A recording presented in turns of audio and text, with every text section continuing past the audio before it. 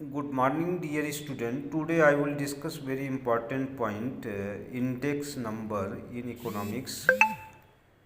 Dear student, what is index number? An index number measures the change in price, quantity or value of a variable compared to base year. Now base year index is equal to 100. Simple price index formula is equal to current year price upon base year price into 100.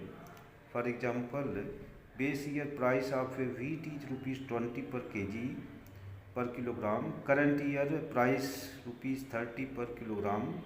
Index is equal to 30 upon 20 into 100. This is equal to 150. Therefore, price increased by 50%. Dear student, simple quantity index formula. This is equal to current year quantity upon base year quantity into 100.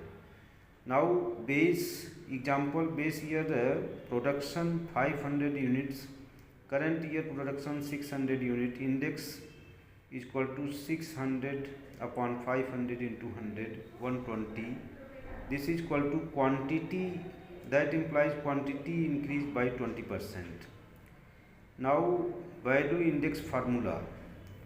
This is equal to P1 Q1 upon P naught Q naught into 100, where P naught Q naught base year price quantity and P1 Q1 current year price and quantity. For example, base year price rupees 10, quantity 100, current year price rupees 15 and quantity 120. Value price index is equal to 15 upon 10 into 120 upon 100 into 100 is equal to 180. That implies value increased by 80%. Dear student, here value increased by 80%. Now come to last year's price index formula. This is equal to sigma P1 Q naught upon sigma P naught Q naught into 100. For example, item A, P naught Q naught P1 10, 5, 15. For item B, 24, 25. Sigma P1 Q naught is equal to 15 into 5 plus 25 into